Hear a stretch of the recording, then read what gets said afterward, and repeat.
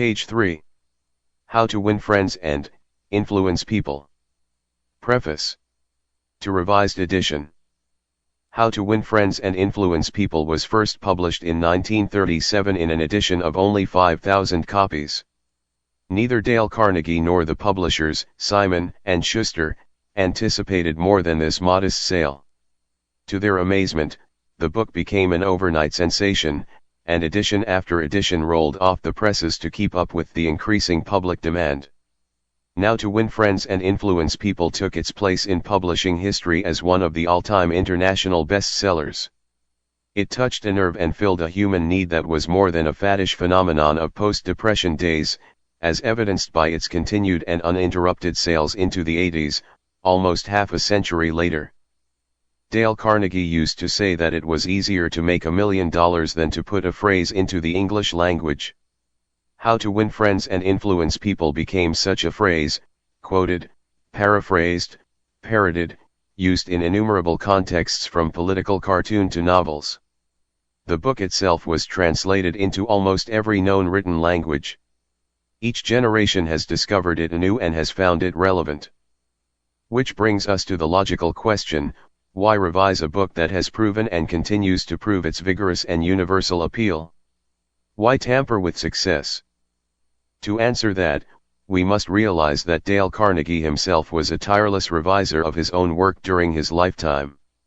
How to Win Friends and Influence People was written to be used as a textbook for his courses in effective speaking and human relations and is still used in those courses today.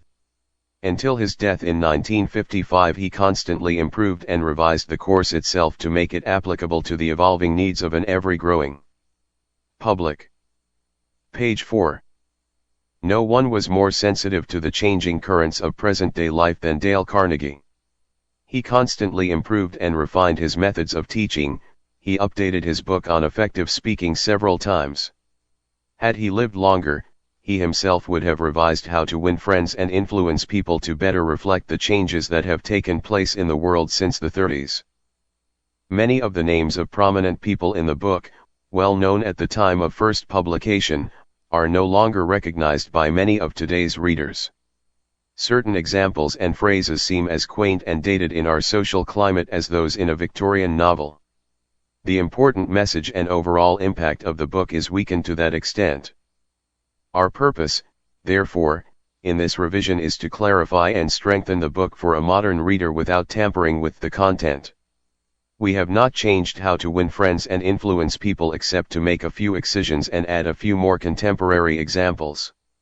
The brash, breezy Carnegie style is intact, even the 30s slang is still there. Dale Carnegie wrote as he spoke, in an intensively exuberant, colloquial, conversational manner. So his voice still speaks as forcefully as ever, in the book and in his work.